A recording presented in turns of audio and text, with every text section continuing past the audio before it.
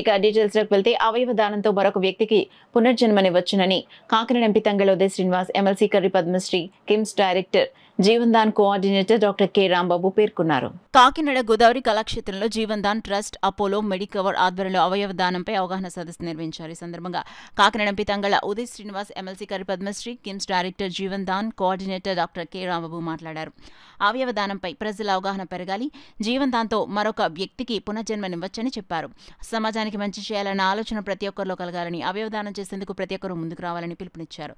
శరీరం శాశ్వతం కాదని, ఎప్పటికైనా మట్టిలో కలిసిపోతుందని, అదే అవయవదానం చేస్తే ఒక్కొక్కరు 8 మందికి ప్రాణదానం చేయొచ్చన్నారు. దేశంలో కొన్ని మతాచారాల ప్రకారం అవయవదానం చేస్తే జీవుడు దైవంలో ఐక్యం అవ్వడనుకుంటారని, కానీ సాటి మనిషి ప్రాణాలను నిలబెడితే ఆ దైవం కూడా వారి వెంట ఉంటాడని గుర్తు చేశారు. తీసుకోవడానికి లేని ఇబ్బంది ఇవ్వడానికి ఎందుకు అడ్డం వస్తుందని ప్రశ్నించారు. కార్యక్రమంలో మాజీ DME doctor Babji, Medicover director M Subhakar, Ranganna, Rangaraya medical college principal doctor Vishnuvardhan, trust hospital director Ramakrishna, doctor GV Rao, doctor Somayajulu, doctor Karunakar Reddy, GGH superintendent doctor Lavanyakumari, doctor Rambabu, Apollo marketing head Anjibabu తదితరులు పాల్గొన్నారు.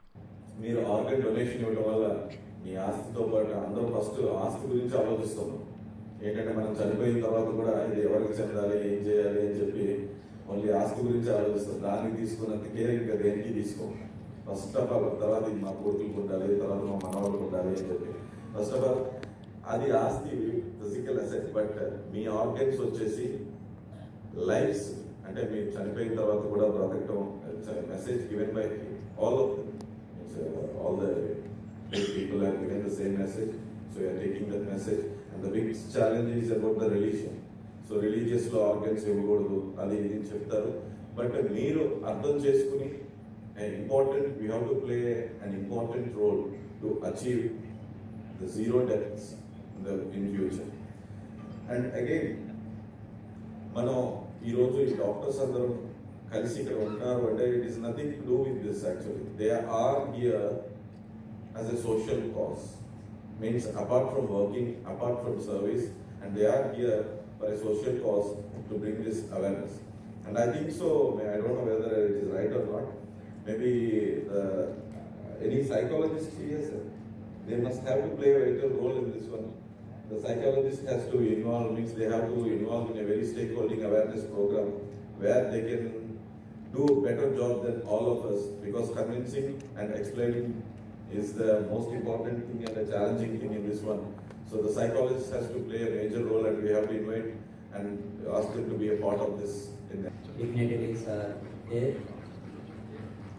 and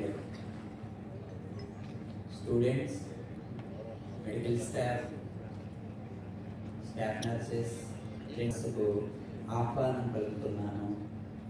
నా పేరు డాక్టర్ కె రాంబాబు. నేను medicine professor KGH. And organs లేక ఎంతమంది ఎలా బాధపడుతున్నారు అని తెలియచేయడానికి మీ అందరినీ ఇక్కడికి ఆహ్వానించడం జరిగింది. సో ముఖ్యంగా ఈ యొక్క అవేర్నెస్ ప్రోగ్రాంలో ప్రధానమంత్రి గారు ఇచ్చినటువంటి అంగదాన్ జీవన్ సంజీవని అభియాన్ అనే స్లోగన్తో మనము ఈ సంవత్సరము అవగాహన సదస్సులు నిర్వహించి ఆర్గాన్ ట్రాన్స్ప్లాంటేషన్ని ఇంక్రీజ్ చేయడానికి చాలా ప్రయత్నాలు చేస్తున్నాము. సో ముఖ్యంగా ఒక బ్లడ్ డొనేషన్ చేయడానికి మనం ఎంత కష్టపడ్డామో, అలాగే స్టేజ్ మీద ఉన్నటువంటి పెద్దలు కావచ్చు, వివిధ రకాలైనటువంటి ఎన్జిఓస్ ఆర్గనైజేషన్స్ కావచ్చు, ఒక 30-40 ఇయర్స్ ఎంతో కష్టపడితే తప్ప మనం ఈరోజు ఒక బ్లడ్ డొనేషన్ చేయడానికి ఈజీగా వచ్చి బ్లడ్ డొనేషన్ క్యాంప్స్ ఎవరినైనా చేయగలుగుతాం.